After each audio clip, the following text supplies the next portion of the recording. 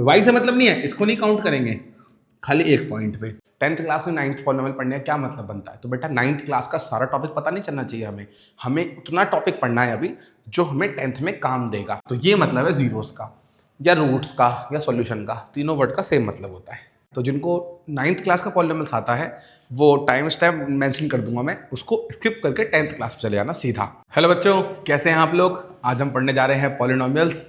Class 10th का chapter 2 रहने वाला है। चैप्टर आसान है, 2-3 टाइप के ही क्वेश्चन बनते हैं इस चैप्टर से। बस थोड़ी दिक्कत क्या है कि आपने 9th क्लास का पॉलिनोमियल्स पढ़ा होना चाहिए। तो पहले हम क्या करेंगे, पहले हम 9th क्लास का पॉलिनोमियल्स पढ़ेंगे थोड़ा सा, उसके बाद देखेंगे 10th क्लास का क्या करना है। तो जिनको 9th क्लास का पॉलिनोमियल्स आता है वो टाइम स्टेप मेंशन कर दूंगा मैं, उसको स्किप करके 10th क्लास में चले जाना सीधा, ठीक है। पॉलिनोमियल से पढ़ना क्या क्या है हमें? सबसे पहले हमें पढ़ना है कि भैया पॉलिनोमियल होते क्या है, उसके टाइप्स, लीनियर, क्वाड्रेटिक, क्यूबिक, साथ में टर्म्स वगैरह के बारे में थोड़ी सी बात करेंगे। फिर जीरोज ऑफ पॉलिनोमियल्स देखना हमें, पॉलिनोमियल के जीरोज कौन कौन से होते हैं, क्या होते हैं, ठीक है। थोड़ा बहुत ग्राफ के बारे में देखना है और इसी के साथ हमारा चैप्टर लगभग खत्म हो जाएगा। 9th का कॉन्सेप्ट, फिर 10th के कॉन्सेप्ट पाना है। 10th में हमें पूरा क्वाड्रेटिक पॉलिनोमियल्स ही पढ़ना है, पूरा क्वाड्रेटिक पॉलिनोमियल्स पढ़ना है। अब क्वाड्रेटिक पॉलिनोमियल्स में क्या पढ़ना है? जीरो निकालना सीखना है, sum of zeros, product of zeros, इसके कुछ फॉर्मूले हैं, ये सब देखने हैं। और फिर पॉलिनोमियल बनाना सीखना है। ये 2-3 चीज़ें देखनी है, हमारा चैप्टर यहीं पे खत्म हो जाएगा। तो पहले हम एनसीईआरटी देखेंगे, फिर हम कुछ प्रीवियस ईयर क्वेश्चन देखेंगे। उसके बाद भी तुम्हें कोई डाउट हो तो कमेंट में डाउट बता देना। वीडियो फटाफट हम दोस्तों को शेयर कर दो। स्टार्ट करते हैं चैप्टर पॉलिनोमियल्स। देखो भाई, पॉलिनोमियल्स की बात करें अगर हम, पॉलिनोमियल्स क्या होता है? पॉलिनोमियल्स एक अलजेब्रिक एक्सप्रेशन का छोटा पार्ट है। अलजेब्रिक एक्सप्रेशन का छोटा पार्ट है पॉलिनोमियल्स। अब भैया ये अलजेब्रिक एक्सप्रेशन क्या होता है, उससे पहले हमें कुछ चीजें समझनी होंगी, जैसे कि कांस्टेंट क्या होता है, वेरिएबल क्या होता है और कोफिशिएंट क्या होता है। मैंने तुमसे बोला मेरी जेब में कुछ रुपए हैं, क्या तुम्हें पता है मेरी जेब में कितने रुपए हैं? नहीं पता, कुछ रुपए हैं। Very good. मैं तुमसे बोलूं कि उस कुछ रुपए में मैं 500 रुपये और मिला दूं तो मेरे पास 2000 रुपये हो जाएंगे। तुम्हारे पास कितने रुपए थे? कुछ रुपए थे, कुछ रुपए थे, उसमें 500 रुपये और मिलाने पर 2000 रुपये हो जाते हैं। तो पहले कितने रुपए थे मेरे पास? 1500 रुपये। तो जब तक तुम्हें ये नहीं पता था, तुम्हारे लिए एक वेरिएबल था। क्या था? वेरिएबल था, ठीक है जी। क्या था? ये एक वेरिएबल था। तो वेरिएबल्स को हम मैथ्स में एक्स, वाई, जेड, ए, बी, सी अल्फाबेट से लिख के दिखाते हैं। और कांस्टेंट मतलब होता है जिसकी वैल्यू फिक्स है। फॉर एग्जांपल ये 500, ये 2000, ये क्या है? कांस्टेंट है। क्या है ये सब? कांस्टेंट है, ठीक है जी। अब तुमसे कोई बोले कि मैंने लिखा है x + 7, तो ये x क्या है? वेरिएबल। ये 7 क्या है? कांस्टेंट। क्या है? कांस्टेंट। कोई तुमसे बोले 3x + 5, तो अब ये 3x है जिसमें x तो वेरिएबल है, x तो क्या है? वेरिएबल है। ये 3 उसका कोफिशिएंट है। किसी वेरिएबल के साथ अगर कोई नंबर लिखा होगा, किसी वेरिएबल के साथ अगर कोई नंबर लिखा होगा तो वो उसका कोफिशिएंट कहलाएगा। ये कोफिशिएंट है। और ये 5 क्या है? कांस्टेंट। ये 5 क्या है? कांस्टेंट, ठीक है जी। यहां तक बात समझ में आ गई। किसी किसी, और ये पूरा क्या है? ये पूरा है एक अलजेब्रिक एक्सप्रेशन। क्या है ये? पूरा एक अलजेब्रिक एक्सप्रेशन। तो किसी किसी अलजेब्रिक एक्सप्रेशन में एक वेरिएबल हो सकता है, किसी में 2 वेरिएबल हो सकते हैं, किसी में 3 वेरिएबल हो सकते हैं, किसी में 4 वेरिएबल हो सकते हैं। इन वेरिएबल की कुछ ना कुछ पावर भी हो सकती है। पावर का मतलब क्या है? जैसे मैंने लिख के दिखाया तुम्हें, 7x⁴ + 5y -3। यहाँ पे 3 वेरिएबल, सॉरी 2 वेरिएबल है, एक x और एक y। इस x की पावर है 4। ये क्या है? पावर है 4। बात समझ में आ रही है? y है, y की पावर कुछ नहीं है तो कितनी है? 1। ये 3 क्या है? एक कांस्टेंट। 5 क्या है? Coefficient of y। Coefficient of, और 7 क्या है, कोफिशिएंट ऑफ x। यहां तक बात समझ में आ गई। एक वेरिएबल, दूसरा वेरिएबल, तीसरा वेरिएबल, कितने ही वेरिएबल हो सकते हैं, उनके साथ जो नंबर लिखा होगा वो क्या कहलाएगा, एक कोफिशिएंट कहलाएगा। और जो ऐसा नंबर लिखा होगा जिस पे कोई वेरिएबल नहीं है वो कांस्टेंट कहलाएगा। अभी हम अलजेब्रिक एक्सप्रेशन की बात कर रहे हैं। अब किसी किसी अलजेब्रिक एक्सप्रेशन में ऐसा भी हो सकता है कि वेरिएबल की पावर नेगेटिव हो, 3x की पावर -3 + 7। इसमें x की पावर क्या है, -3 है। सब अलजेब्रिक एक्सप्रेशन है, लेकिन अलजेब्रिक एक्सप्रेशन का एक छोटा हिस्सा होता है पॉलिनोमियल्स। तो पॉलिनोमियल क्या होता है, क्या कंडीशन है पॉलिनोमियल की, 9th क्लास का टॉपिक है, फिर से बता रहे हैं हम। अगर 9th क्लास का टॉपिक नहीं क्लियर होगा, क्या पता 10th में क्वेश्चन पूछ दे 9th का। जो हम पढ़ चुके हैं अभी तक, हमारे एग्जाम में उससे रिलेटेड कुछ भी आ सकता है। तो हमें ये ध्यान रखना है कि सिर्फ 10th का नहीं पूछेगा, उससे पहले या कोई कॉन्सेप्ट यूज हो सकता है। तो उससे पहले या कॉन्सेप्ट हमें क्लियर रखना पड़ेगा, खाली 10th पढ़ने से काम नहीं चलेगा। तो इसी बात पे हमारा क्या काम है, हमारा काम ये है कि हम सब कुछ पिछला भी देखते चले। तो हमारे चैनल पे सिर्फ 10th ही नहीं, उससे पहले का जो भी बताया जाएगा, 9th में पढ़ा हो, 8th में पढ़ा हो, 7th में पढ़ा हो, अगर वो कॉन्सेप्ट यूज हो रहा है तो उस कॉन्सेप्ट को बताएंगे। और अगर तुम्हें लगता है कि उस पर डिटेल्ड वीडियो चाहिए तो उस पर तुम्हें डिटेल्ड वीडियो भी मिल जाएगी। पॉलिनोमियल्स की कुछ कंडीशन है। पहली कंडीशन क्या है, उसमें सिंगल वेरिएबल होना चाहिए, सिंगल वेरिएबल होना चाहिए। इसका मतलब क्या है, उस पॉलिनोमियल में एक ही तरह का वेरिएबल हो। अगर x है तो पूरे में x हो, y है तो पूरे में y हो, z है तो पूरे में z हो, m है पूरे में तो m हो। एक ही वेरिएबल होना चाहिए। और उस वेरिएबल की जो पावर है, पावर जो है उस वेरिएबल की, वो एक होल नंबर होनी चाहिए। उस वेरिएबल की जो पावर है वो एक होल नंबर होनी चाहिए। मतलब 1 2 3 4, 1 2 3 4 5, ये सब होना चाहिए। नेगेटिव पावर नहीं चलेगी और फ्रैक्शनल पावर नहीं चलेगी। फ्रैक्शनल पावर नहीं चलेगी, यानी कि वेरिएबल रूट में नहीं हो सकता, वेरिएबल की पावर ऐसे नहीं हो सकती 3/2, ये सब गलत है। तो सबसे पहला सवाल तो ये आता है कि कोई पॉलिनोमियल है या नहीं है, कोई पॉलिनोमियल है या नहीं है। तो देखते हैं कि भैया एक पॉलिनोमियल है या नहीं है, फिर फटाफट आगे चलेंगे। कोई पॉलिनोमियल है या नहीं है। मैंने लिखा 3x + 5y, क्या ये पॉलिनोमियल है, तो भैया नहीं है पॉलिनोमियल। ये पॉलिनोमियल क्यों नहीं है, क्योंकि इसमें दो वेरिएबल है। इसमें दो वेरिएबल है, एक x और एक y, एक x और एक y। तो दो वेरिएबल हो गए तो पॉलिनोमियल नहीं है। 3x + 7, क्या ये एक पॉलिनोमियल है, तो भैया इसमें एक वेरिएबल है, एक वेरिएबल है। क्या इसमें वेरिएबल की पावर होल नंबर है, हाँ भैया पहले पावर 1 है, पावर 1 है यानी होल नंबर है।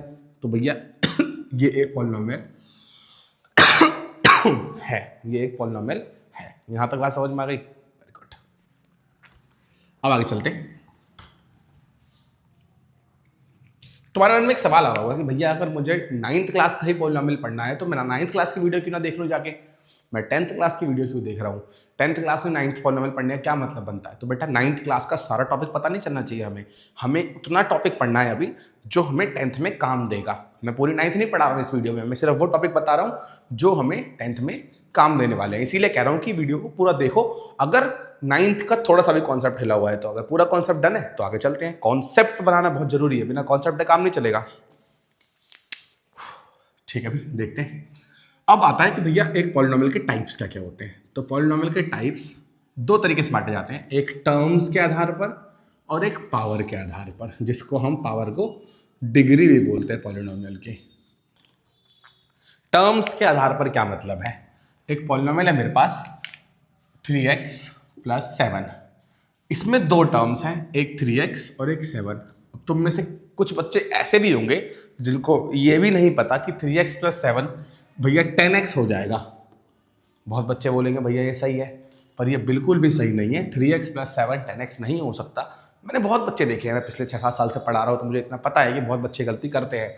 3x और 7 आपस में ऐड नहीं हो सकते क्योंकि ये अनलाइक टर्म्स हैं। तो अनलाइक टर्म्स है तो इनको नहीं ऐड करेंगे।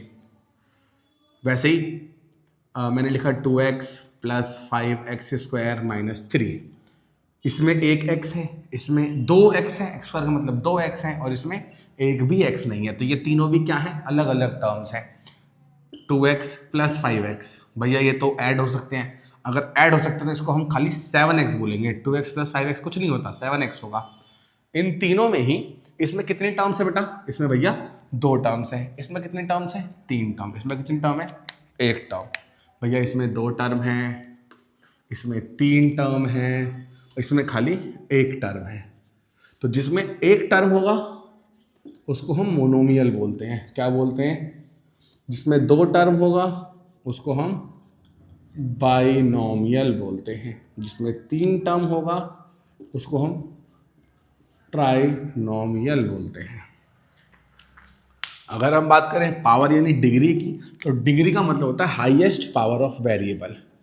Highest power of variable, variable की हाईएस्ट पावर कितनी है। फॉर एग्जांपल मैं किसी क्वेश्चन में लिखता हूँ 3x² प्लस 5x प्लस 7। यहाँ पे एक x है, यहाँ पे x की पावर 2 है, तो पावर 2 है, हाईएस्ट है इनमें, तो इसकी डिग्री कितनी हो गई, 2। 7x minus 5x³ plus 4x² minus 3। कितनी पावर है, 1। कितनी पावर है, 3। वेरिएबल की पावर देखनी है, कांस्टेंट की, कोफिशिएंट की पावर से कोई मतलब नहीं है, मतलब किससे है, वेरिएबल की पावर से। फॉर एग्जांपल यहाँ पे मैं 7 लगा दूँ, अगर इसकी पावर कितनी है, 3, इसकी पावर कितनी थी, 1, इसकी पावर कितनी है, 2। कुछ बच्चे बोलेंगे भैया इसकी पावर तो 7 है। बेटा इसकी पावर से मतलब ही नहीं है, क्यों, मतलब है सिर्फ वेरिएबल की पावर से। तो इसमें से हाईएस्ट कौन है, 3, तो इसकी डिग्री कितनी हो गई, 3। तो अगर डिग्री 1 है तो क्या बोलेंगे, 2 है तो क्या बोलेंगे, और 3 है तो क्या बोलेंगे। अगर डिग्री 1 है तो हम उसको बोलते हैं लीनियर पॉलिनोमियल। अगर डिग्री 2 है तो हम उसको बोलते हैं क्वाड्रेटिक पॉलिनोमियल। अगर डिग्री 3 है तो हम उसको बोलते हैं क्यूबिक पॉलिनोमियल। उससे ज़्यादा भी हो सकता है, अगर डिग्री 4 है तो उसको हम बाई क्वाड्रेटिक बोलते हैं। उससे ज़्यादा की हमें बात करनी ही क्वाड्रेटिक, बाय क्वाड्रेटिक, उससे ज़्यादा की हमें बात करनी ही नहीं है।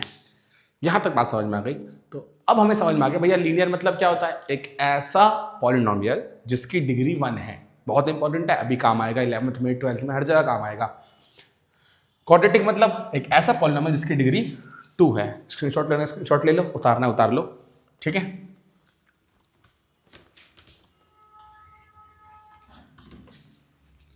क्वाड्रेटिक मतलब एक ऐसा पॉलिनोमियल जिसकी डिग्री 2 है।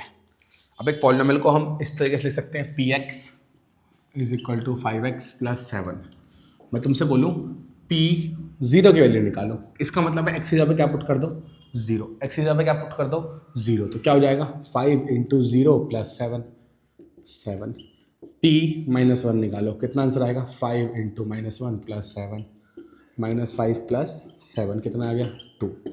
सिंपल, कोई दिक्कत नहीं है इसमें। तो मैं तुमसे बोलता हूँ एक पॉलिनोमियल है px 3x माइनस 9, और मैं तुमसे बोलूँ p3 निकालो और p2 निकालो। तो निकालो ना भाई, कॉपी निकाल के एक बार सॉल्व तो करो, वीडियो पॉज करो, एक बार निकालो पहले, उसके बाद बताते क्या आता है। p3 निकालने में कितना आंसर आएगा भैया, 3 3 ज़ा 9 माइनस 9, बोले तो 0। 2 निकालेंगे, 3 2 ज़ा 6 माइनस 9 माइनस 3। सुनना ध्यान से, एक x की वैल्यू तुमने ऐसी पुट करी है जो पुट करते ही तुम्हारा आंसर क्या आ गया, 0। एक x की वैल्यू तुमने ऐसी पुट करी है जिसको पुट करने से आंसर क्या आ जाए, 0। बस उसी x की वैल्यू को पॉलिनोमियल का 0 कहते हैं। तो अगली बात है हमें zero of a polynomial. Zero of a polynomial, value of x such that px is equal to 0। x की वो वैल्यू जिससे पॉलिनोमियल 0 बन जाए, उस x की वैल्यू को हम क्या बोलते हैं, उसका 0 यानी 0 बोल दो, या फिर तुम इसको रूट भी बोल सकते हो, या फिर इसको सॉल्यूशन भी बोल सकते हो। ये 2-3 वर्ड है, किसी पॉलिनोमियल के 0 निकालना है तुम्हें, उस पॉलिनोमियल का रूट निकालना है या सॉल्यूशन निकालना है, तो वो x की वो वैल्यू जिस वैल्यू पे पॉलिनोमियल जीरो हो जाए। For example find zero of 3x minus 5। तुम्हें 3x माइनस 5 का जीरो निकालना है, यानी एक x की ऐसी वैल्यू निकालनी जहां पे ये पूरा जीरो बन जाए। जब तुम्हें जीरो निकालना होता है तो जो तुम्हें पता है उसको जीरो के बराबर लिख दो, जो तुम्हें पता है उसको किसके बराबर लिख दो, जीरो के बराबर लिख दो। तो वहां से 3x की वैल्यू कितनी जाएगी 5, x की वैल्यू कितनी जाएगी 5/3। ये हो गया हमारा पॉलिनोमियल का zero.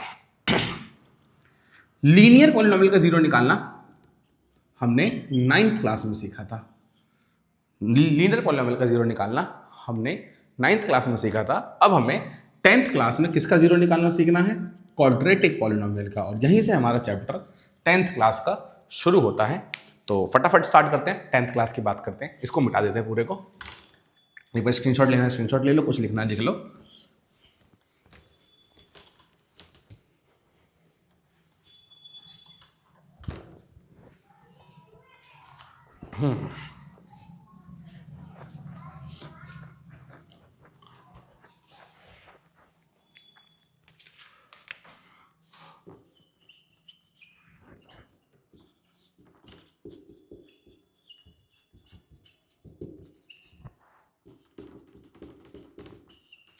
Zeros of a polynomial. एक पॉलिनोमियल है, अगर जब हम उसका ग्राफ बनाते हैं, जब हम उसका क्या बनाते हैं, ग्राफ बनाते हैं, तो वो ग्राफ कुछ इस तरीके का बनता है कि वो एक्स एक्सिस को इंटरसेक्ट करे। एक पॉलिनोमियल मान लेते हैं पी एक्स, उसका ग्राफ कुछ ऐसा है। एक और पॉलिनोमियल मान लेते हैं, उसका ग्राफ कुछ ऐसा है। एक और पॉलिनोमियल मान लेते हैं, उसका ग्राफ कुछ ऐसा है। तुम्हारे सामने यहाँ पे मैंने 3 पॉलिनोमियल बना दिए। सबसे पहला सवाल 1 नंबर के एमसीक्यू में आ सकता है, और आता भी ये बहुत बार आता है कि इस पॉलिनोमियल के कितने जीरोज हैं, हाउ मैनी जीरोज। तीनों में ही तुम्हें ये बताना है कि कितने कितने जीरोज हैं। तो किसी पॉलिनोमियल का ग्राफ एक्स एक्सिस को जहां जहां इंटरसेक्ट कर रहा है, ये एक्स एक्सिस है, इससे ये ग्राफ कितनी जगह कट रहा है, तो भैया एक जगह यहाँ पे कट रहा है, एक यहाँ पे कट रहा है और एक यहाँ पे कट रहा है। तो 1 2 3 कितने जीरो है इसमें, 3। इसमें बताओ ये हमारी एक्स एक्सिस है, कहाँ कहाँ पे कट रहा है भैया, एक ही पॉइंट पे। वाई से मतलब नहीं है, इसको नहीं काउंट करेंगे, खाली एक पॉइंट पे। तो कितने जीरोज हो गए इसमें, 1 जीरोज हो गए। इसमें कितने जीरोज हैं, 1 जीरोज है। जीरो कितने हो गए, 1 हो गए। तो एक सवाल तो ये आता है, बुक खोलोगे 2.1 निकालना, उसमें सेम यही चीज़ है, जहां जहां इंटरसेक्ट हो रहा है उतने जीरोस, पहले एक्सरसाइज खत्म। 2.1 खुद ही कर लोगे, कोई दिक्कत नहीं है, बाकी अभी डिस्कस करेंगे एक बार। अब आते हैं अगले कॉन्सेप्ट पे कि भैया जीरोस निकालते कैसे हैं, किसका, क्वाड्रेटिक पॉलिनोमियल का। Zeros of a quadratic polynomial. अब किसी क्वाड्रेटिक पॉलिनोमियल का जीरो निकालने के लिए हमारे पास 3 तरीके हैं, जो कि हम पहले से पढ़ते हुए आ रहे हैं, जिसमें से 1 और 2 हमें नए सीखने हैं। पहला middle term split, middle term split, और सबसे ज़्यादा 90% क्वेश्चनों में बच्चे यही यूज़ करते हैं। दूसरा है क्वाड्रेटिक फॉर्मूला, क्वाड्रेटिक फॉर्मूला, जो हम चैप्टर 4 में पढ़ेंगे। और तीसरा है कंप्लीटिंग द स्क्वायर, जिसको हमारे 10th क्लास के सिलेबस से डिलीट कर दिया गया है। पर मैं इसके लिए अलग से एक वीडियो बनाऊंगा, डिफरेंट वीडियो। क्यों, क्योंकि ये एक इम्पॉर्टेंट मेथड है और ये 11th क्लास 12th क्लास के लिए आना ज़रूरी है। फिलहाल तो हमारे टेस्ट सिलेबस में डिलीट कर दिया इसको, पर आगे आना ज़रूरी है।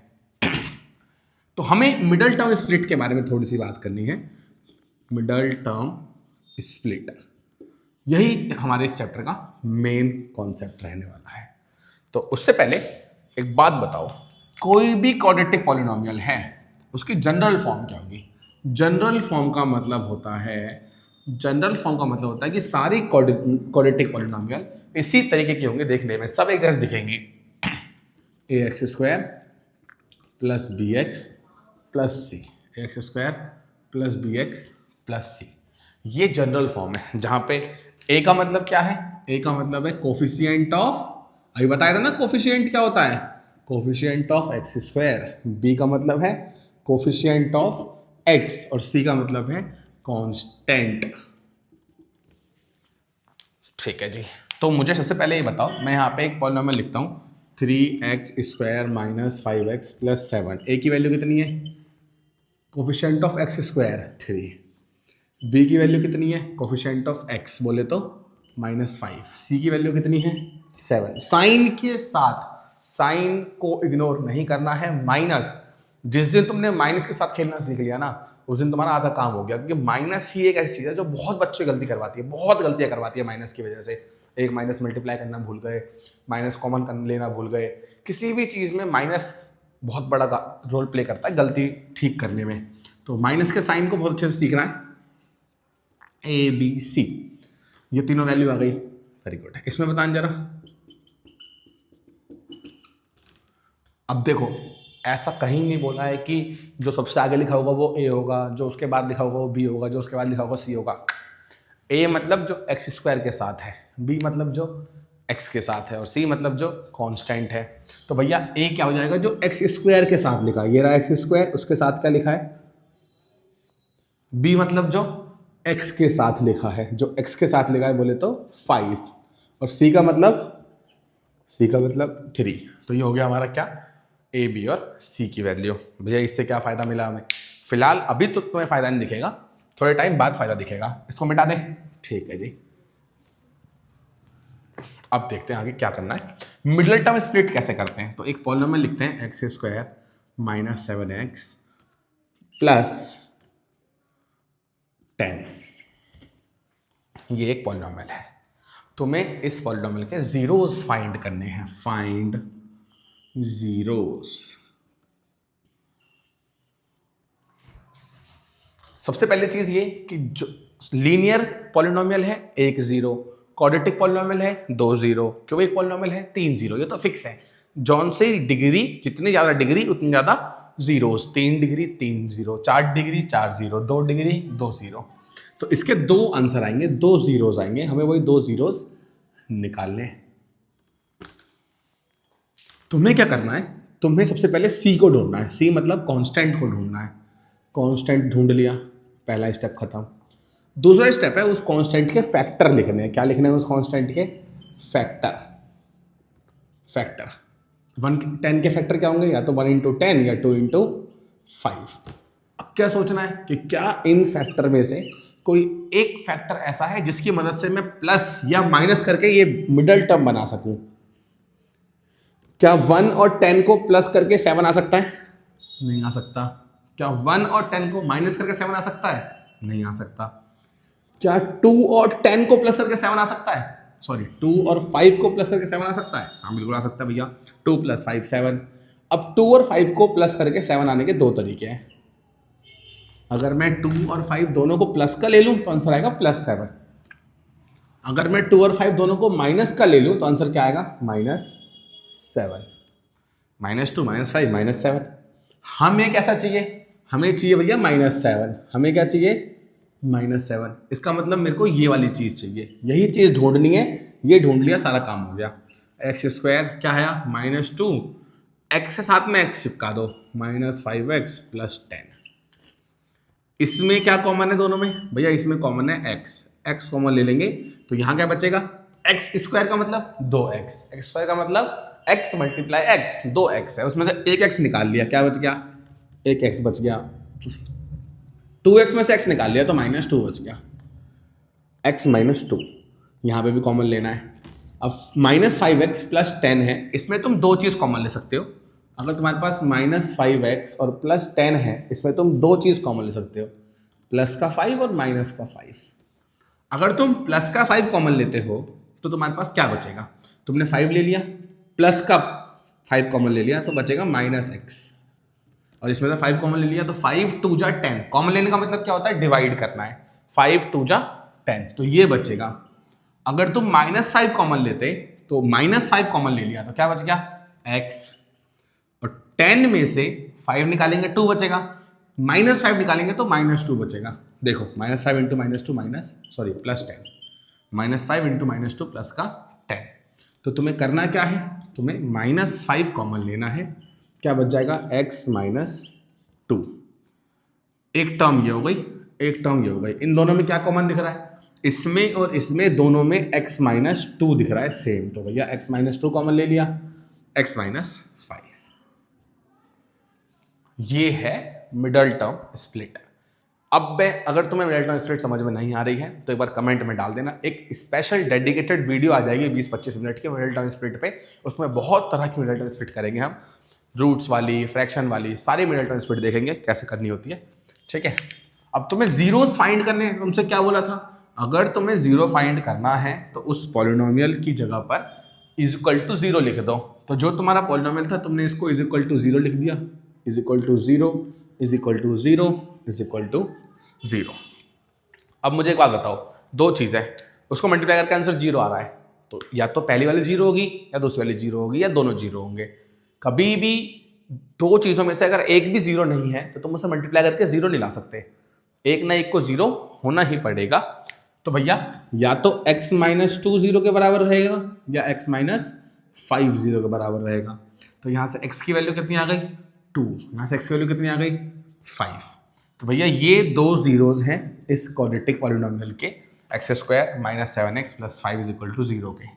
बात समझ में आ गई। तो ये आ गया तुम्हारे पास जीरोज निकालने का तरीका मिडल टर्म स्प्लिट की मदद से, x की वैल्यू 2 और x की वैल्यू 5। चाहे तो यहाँ पुट करके भी देख लो, अगर तुम यहाँ पर x की जगह 2 पुट करते हो, अगर तुम यहाँ पर x की जगह 2 पुट करते हो तो 2 का स्क्वायर -7 × 2 और प्लस में 10, 2 का स्क्वायर 4 -14 + 10, 4 - 14 -10 और प्लस 10 0।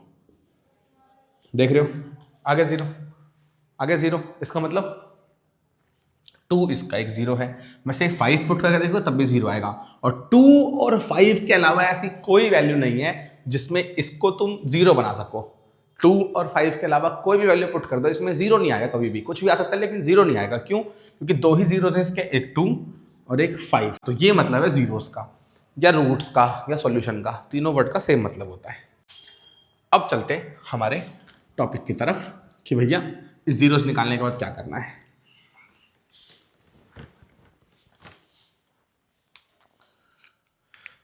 एक दो फॉर्मूले और देखो, ये हमारी जनरल फॉर्म थी, दो फॉर्मूले और हैं, तीन फॉर्मूले हैं सॉरी, सम ऑफ जीरोस का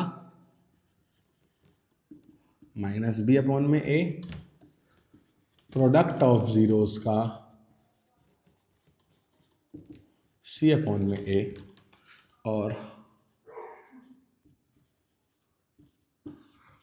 फॉर्मिंग अ क्वाड्रेटिक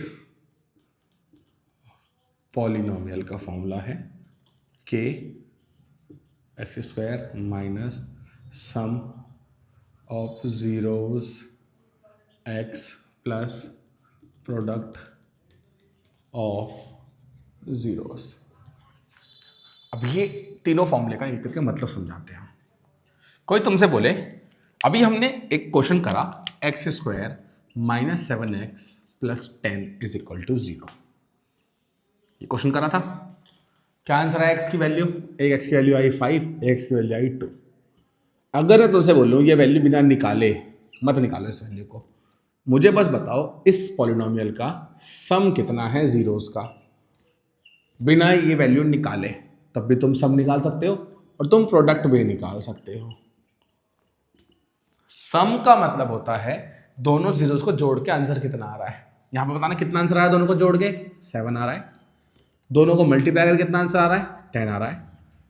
बिना ये निकाले कैसे पता चलता? तो भैया देखो सम का फॉर्मूला लिखा हुआ है -b/a, -b/a। सम का फॉर्मूला क्या लिखा हुआ है -b/a। यहाँ पे b की वैल्यू कितनी है, b की वैल्यू है पूरी -7। अभी सिखाई थी ना b की वैल्यू निकालनी, a की वैल्यू निकालनी, c की वैल्यू निकालनी, इसीलिए सिखाई थी। तो b की वैल्यू कितनी है -7, और फॉर्मूला क्या बोलता है -b, तो -b/a की वैल्यू कितनी है, x² के साथ कुछ नहीं लिखा, यानी क्या लिखा है 1 लिखा है, तो आंसर आ गया 7। प्रोडक्ट क्या हो जाएगा c/a, c की वैल्यू कितनी है ये 10/a की वैल्यू कितनी है 1, तो 10। देख रहे हो भाई, सम 7 प्रोडक्ट 10। तो यही क्वेश्चन आता है हमारे पास 2.2 का पहला क्वेश्चन कि एक पॉलिनोमियल दे रखा है तुम्हें उसके जीरोस निकालने हैं और फिर ये वाले फॉर्मूले से वेरीफाई करना है अपना आंसर कि आंसर सही आया है या गलत आया है। तो एक बार क्वेश्चन देखते हैं। पहला क्वेश्चन है find the zeros of the following quadratic polynomial. 2.2 का पहला क्वेश्चन, ये जो क्वाड्रेटिक पॉलिनोमियल है इसके जीरोस निकालो and verify the relationship between the zeros and the coefficients. और रिलेशनशिप वेरीफाई करो, जीरोस और कोफिशिएंट ये वाली रिलेशनशिप होती है। Exercise 2.2 question number 1। एक्सरसाइज 2.2 और 2.1 में क्या था भैया, तो वही ग्राफ वाला है, करके देखना, नहीं आएगा तो फिर बताएंगे। क्वेश्चन नंबर 1 का कौन सा पार्ट करते हैं, एक काम करते हैं ना, सेकंड पार्ट करते हैं। फर्स्ट पार्ट तो आसान है। 4s square minus 4s plus 1, 4s square minus 4s plus 1, ये हमारे पास एक पॉलिनोमियल है। पहले बात करते हैं यूजिंग जीरोस फाइंड करते हैं, फाइंडिंग जीरोस फाइंड करते हैं। अभी तुमसे क्या बताया था कि तुम्हें क्या करना है, तुम्हारे पास 4s square minus 4s plus 1 है, तुम्हें इसकी मिडल टर्म स्प्लिट करनी है। तो मिडल टर्म स्प्लिट करने के लिए कांस्टेंट के फैक्टर निकालने थे, लेकिन छोटा सा ट्विस्ट है। वही बात है ना कि एक क्वेश्चन में पूरा टॉपिक समझ में आएगा नहीं, उसके लिए बहुत सारे क्वेश्चन करने होंगे, तो डेडिकेटेड वीडियो भी आ जाएगी मिडल टर्म स्प्लिट पे। फिलहाल इसको समझते हैं। अगर a की वैल्यू 1 नहीं है, यानी कि जो स्क्वायर वाला पार्ट है, जो क्वाड्रेटिक वाला पार्ट है, उसके साथ 1 के अलावा कुछ और लिखा है, 4 लिखा है, तो पहले तो मैं इसको करना है मल्टीप्लाई रफ में। 4 1 ज़ा 4 आ गया। इस 4 के फैक्टर बताओ, 1 इंटू 4 और 2 इंटू 2। इसमें से तुम किसकी मदद से -4 बना सकते हो, -4। भैया अगर तुम इसको प्लस करोगे तो 5 बनेगा, माइनस करोगे तो 3 बनेगा, तो मैं 4 बनाना है तो ये तो हट गया। इसको प्लस करेंगे तो 4 बनेगा, माइनस करेंगे तो 0 बनेगा, तो तुम्हें चाहिए 4 चाहिए, 4 चाहिए, यानी इसको प्लस करना होगा। प्लस करने के दो तरीके हैं, या तो 2 + 2 या -2 -2। तुम्हें क्या चाहिए, तुम्हें चाहिए -4। -4 का मतलब -2 -2, तो 4s square minus 2s plus 1। इसमें क्या कॉमन आ जाएगा, 2s कॉमन आ गया, बचा कितना 2s माइनस 1, माइनस इसमें कॉमन आ जाएगा 1, क्या बचेगा 2s माइनस 1, तो 2s माइनस 1 ये आ गया कॉमन, और यहाँ बचा 2s, यहाँ बचा -1। तो या तो ये 0 या ये 0, तो s की वैल्यू कितनी आ गई 1/2, s की वैल्यू कितनी आ गई 1/2। और जब दोनों ही 1/2 आ रहा है, यानी दोनों के दोनों 0 इसके बराबर हैं। क्या है, दोनों के दोनों 0 बराबर है, ये आ गया। अगर तुम यहाँ से इनको जोड़ो तो 1/2 प्लस 1/2, ये आ गया सम 1, 1/2 1/2 1 हो गया। प्रोडक्ट कितना आएगा, 1/2 मल्टीप्लाई 1/2। जब हम मल्टीप्लाई करते हैं तो ये इससे मल्टीप्लाई, ये इससे मल्टीप्लाई, 1/4, ये आ गया प्रोडक्ट। ये तो हमने 0 करे फाइंड। अब करते हैं यूजिंग रिलेशनशिप। कौन सी रिलेशनशिप, कौन सी रिलेशनशिप भाई, ये वाली रिलेशनशिप, सम और प्रोडक्ट वाली। सम क्या है, -b/a, माइनस b की वैल्यू कितनी थी, b की वैल्यू थी -4 अपॉन में a की वैल्यू कितनी थी 4, 1, प्रोडक्ट c/में a, c की वैल्यू कितनी थी 1 और a की वैल्यू कितनी थी अपॉन में 4। तो देख रहे हो भाई, यहाँ भी सम 1 आया, यहाँ भी सम 1 आया, यहाँ प्रोडक्ट 1/4 आया, यहाँ प्रोडक्ट 1/4 आया।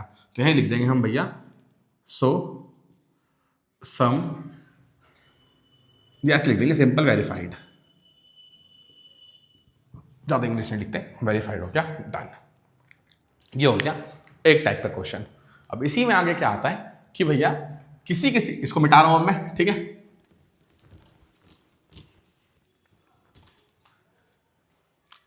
किसी पॉलिनोमियल में हो सकता है कि b 0 हो, किसी पॉलिनोमियल हो सकता है c 0 हो। For example x square minus 16 और एक लेते हैं x स्क्वायर माइनस 4x।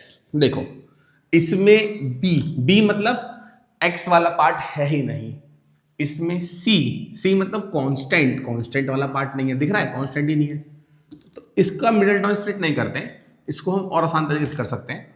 देखो भाई एक्स स्क्वायर को क्या बोल सकते हैं, इधर जाएगा 16 बन जाएगा, एक्स की वैल्यू कितनी आ गई प्लस माइनस अंडर रूट 16। जब स्क्वायर और जाएगा रूट बनता है तो दो आंसर आते हैं, एक प्लस में एक माइनस में, तो प्लस माइनस 16 का रूट कितना होता है 4, तो ये आ गई दो वैल्यू, एक एक्स की वैल्यू आ गई 4, एक एक्स की वैल्यू कितनी आ गई -4, सम कितना हो जाएगा 4 प्लस -4 यानी 0, प्रोडक्ट कितना हो जाएगा 4 इंटू -4 इज इक्वल टू -16। अब एक चीज समझना, जब भी कोई क्वाड्रेटिक पॉलिनोमियल है जिसका सम 0 है, जिसका सम क्या है 0 है, अगर किसी क्वाड्रेटिक पॉलिनोमियल का सम 0 है तो इसका मतलब है कि उसके जो रूट्स हैं वो इक्वल एंड ऑपोजिट होंगे। देखो इक्वल है लेकिन क्या है ऑपोजिट है, इक्वल एंड ऑपोजिट। तो क्वेश्चन में आएगा कि हाँ भाई एक पॉलिनोमियल है, उसके जो रूट्स हैं वो इक्वल एंड ऑपोजिट है, इसका मतलब क्या है उनका सम 0 है, इसका मतलब उनका सम क्या है 0 है। यहां निकालते एक बार आंसर, यहां सॉल्व करेंगे तो क्या आएगा, x ले लिया कॉमन, x दोनों में से कॉमन ले लेंगे तो क्या बचेगा, यहां बचेगा x, यहां बचेगा 4 इज इक्वल टू 0। x या तो ये 0 या फिर ये 0, तो या तो x की वैल्यू 0 आ गई या x की वैल्यू 4 आ गई। यहां तक बात समझ में आ गई। जैसे सम की बात रही वैसे ही कभी कभी हो सकता है कि दो क्वाड्रेटिक पॉलिनोमियल का प्रोडक्ट जो है वो 1 आ जाए। प्रोडक्ट कितना आ जाए, अगर दो क्वाड्रेटिक पॉलिनोमियल का प्रोडक्ट 1 आता है इसका मतलब जो रूट्स हैं वो एक दूसरे के रेसिप्रोकल हैं, reciprocal.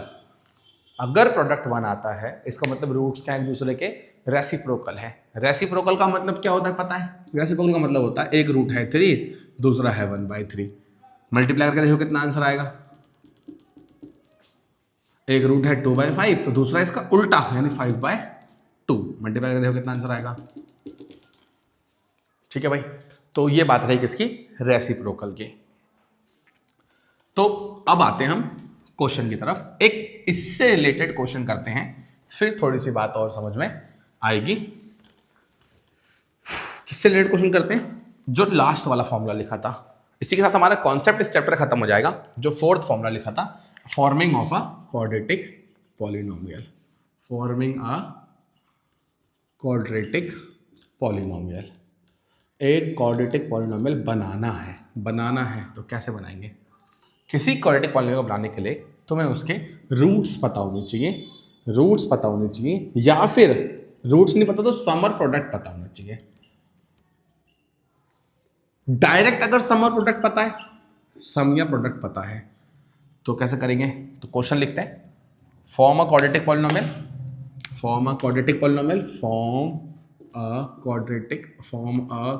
Polynomial having sum 7 and product -3। Sum 7 है और प्रोडक्ट -3 है। एक क्वाड्रेटिक पॉलिनोमियल है, इसका सम 7 हो और प्रोडक्ट कितना हो -3 हो। तो क्या फॉर्मूला बताया था भैया अभी, के लिख दो बाहर, इसके कोई खास मतलब नहीं है, बताएंगे x² माइनस सम इंटू में x और प्लस में प्रोडक्ट, के लिख दिया बाहर, x² माइनस सम कितना दे रखा है भैया, सम दे रखा है 7 इंटू में x और प्लस में प्रोडक्ट है, तो प्लस में प्रोडक्ट की जगह क्या लिख देंगे -3, तो k x² minus 7x plus -3, ये आ गया हमारे पास क्वाड्रेटिक पॉलिनोमियल। अगर सम और प्रोडक्ट दे रखा है तो डायरेक्ट वैल्यू पुट करो और आंसर आ गया। अगर सम और प्रोडक्ट नहीं पता है तो तुम्हें क्या पता होगा, फिर तुम्हें रूट्स पता होंगे। फॉर एग्जांपल क्वेश्चन लिखते हैं, form a quadratic polynomial having roots 2 and 3।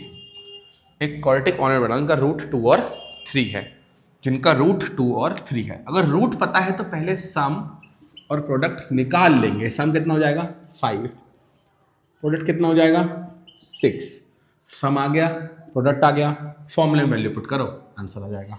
Some product मिल गया, फॉर्मूले में वैल्यू पुट करो आंसर, तो क्या आ जाएगा भैया हमारा क्वाड्रेटिक पॉलिनोमियल।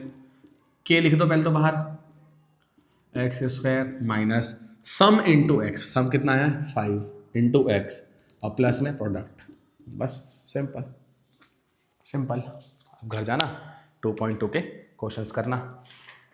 घर जाना मतलब तुम शायद घर पे ही हो गए अभी तो, है ना।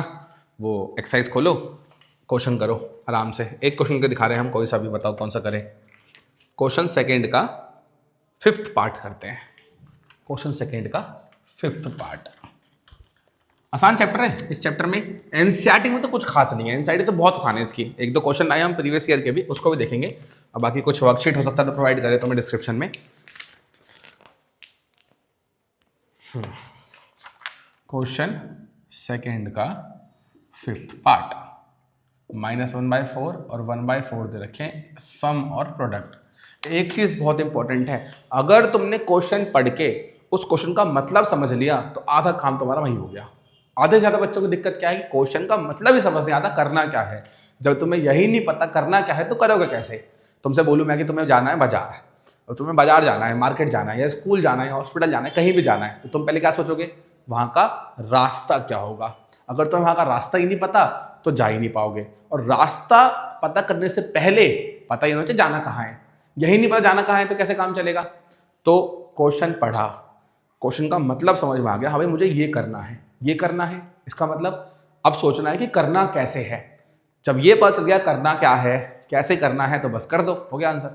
तो मेन दिक्कत है आधे बच्चे तुम में से क्वेश्चन ही नहीं पढ़ते हैं।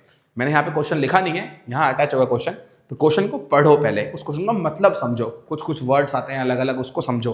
वर्ड प्रॉब्लम ही आएंगी सारी, डायरेक्ट क्वेश्चन कोई नहीं आएगा। तो ये बहुत इंपॉर्टेंट है कि तुम्हें क्वेश्चन को पढ़ना पड़ेगा। सम दे दिया s, प्रोडक्ट दे दिया p, क्या निकालना है, क्वाड्रेटिक पॉलिनोमियल निकालना है। k एक्स स्क्वायर माइनस सम x plus product, k x square minus सम की जगह क्या बोल रखा है, प्रोडक्ट की जगह।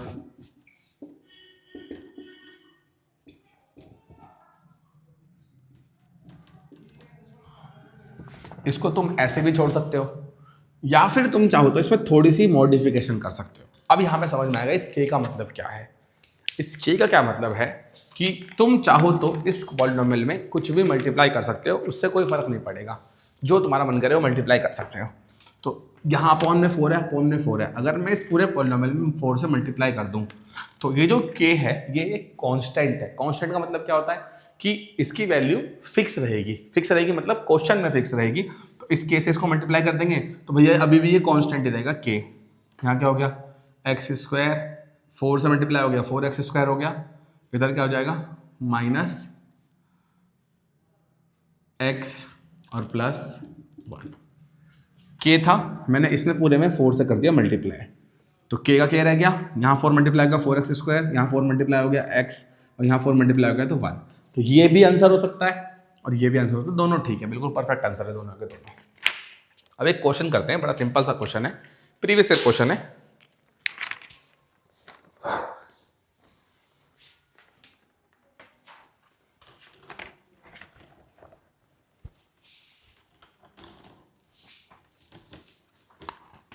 क्वेश्चन क्या है कि if alpha and beta are the zeros of a quadratic polynomial fx, एक पॉलिनोमियल है fx is equal to x square minus 4x plus 3 और इसके जीरोस दे रखे हैं अल्फा और बीटा। तुम्हें ये फाइंड करना है, फाइंड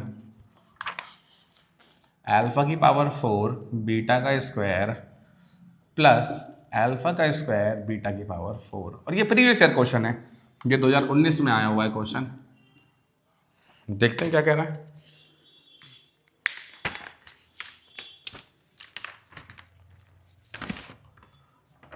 ये पॉलिनोमियल है, अल्फा बीटा इसके जीरोज है, तो पहले अल्फा बीटा की वैल्यू निकालनी होगी। कैसे निकलेगी भैया, जीरोज है ना, जीरोज निकालना नहीं सिखाया अभी तुम्हें, जीरो बराबर लिख दिया। 3 के फैक्टर सोचो 4 बनाना है तो 1 इंटू 3, इसको प्लस करके 4 बनेगा। और प्लस करने के दो तरीके होता है मैंने तुम्हें, या तो 1 + 3 या -1 - 3। अब बताओ किसकी मदद से -4 बन सकता है, इसकी मदद से। तो बस simple x square minus 1x को x से लिखते हैं -3x + 3, इसमें कॉमन ले लो एक्स माइनस वन, इसमें कॉमन ले लो -3, x minus one, x minus one और एक्स माइनस 3। तो x की वैल्यू आ गई एक तो 1 और x की वैल्यू कितनी आ गई 3। एक बार इसको 0, एक बार इसको 0, यही तो बताया था। तो ये आ गया अल्फा, ये आ गया बीटा। तो हमें किसकी वैल्यू निकालनी है? Alpha 4 beta square plus alpha square beta 4 की। अल्फा 4 यानी 1 की पावर 4, बीटा स्क्वायर मतलब 3 का स्क्वायर, अल्फा स्क्वायर मतलब 1 का स्क्वायर और बीटा 4 मतलब 3 की पावर 4। 1 की पावर 4 1, 3 का स्क्वायर 9 प्लस 1 का स्क्वायर 1 और 3 की पावर 4 मतलब 81। ये आ गया 9, ये आ गया 81, कितना आंसर आ गया 90। बस हो गए 2 नंबर पक्के, सिंपल। पहले अल्फा बीटा की वैल्यू निकाल ली और फिर जो वैल्यू आई है उसको पुट करके आंसर निकाल लिया। एक क्वेश्चन और देखते हैं।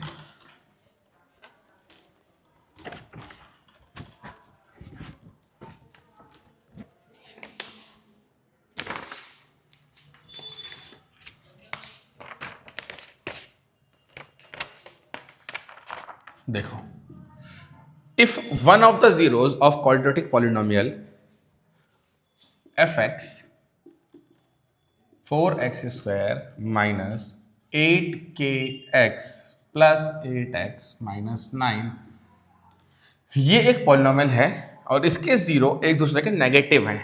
नेगेटिव मतलब क्या है? अभी बताया था, इक्वल एंड अपोजिट। नेगेटिव आएंगे मतलब सम कितना हो जाएगा 0, यानी कि अल्फा प्लस बीटा की वैल्यू कितनी आ जाएगी 0। जब भी नेगेटिव होंगे इसका मतलब सम 0, सम 0 का मतलब माइनस बी अपॉन में ए की वैल्यू 0 हो जाएगी। अब भैया बी और ए की वैल्यू क्या है? तो बी और ए की वैल्यू निकालने के लिए ए की वैल्यू होती है एक्स स्क्वायर के साथ क्या लिखा हुआ है 4 लिखा है, और बी की वैल्यू क्या होती है? तो ए की वैल्यू हो गई 4। बी की वैल्यू क्या होती है? जो एक्स के साथ लिखा है, और यहाँ पे देखो एक्स यहाँ पे भी है और एक्स यहाँ पे भी है, तो भैया दोनों जगह एक्स है तो पहले ले लो एक्स कॉमन, तो ये हो जाएगा 4x square minus 8k minus 8x minus 9। भैया क्या कर दिया आपने? एक ब्रैकेट लगाया और ये साइन प्लस का माइनस हो गया। यही चीज तो समझनी है। एक माइनस तुमने कॉमन ले लिया, किसमें से कॉमन ले लिया? इसमें से भी और इसमें से भी। तो भैया ये तो पहले से ही माइनस था, माइनस में से माइनस निकाल लेंगे प्लस बचेगा, तो ये प्लस हो गया। और जब प्लस में से माइनस निकाल लेंगे तो माइनस बचेगा। देखो माइनस मल्टीप्लाई ये माइनस हो जाएगा और ये प्लस हो जाएगा, है ना। तो अब तुम्हारे पास बताओ बी की वैल्यू आ गई, ये पूरी वैल्यू किसकी है? बी की। ये वैल्यू किसकी है? ए की। तो माइनस बी की वैल्यू कितनी आई है? माइनस 8k माइनस 8 अपॉन में ए की वैल्यू कितनी आई है? 4। मल्टीप्लाई कर दो, ये प्लस बन गया, 8k minus 8 is equal to 0, 8k is equal to 8, k की वैल्यू आ गई 1। तो बस k की वैल्यू निकल गई, आसान।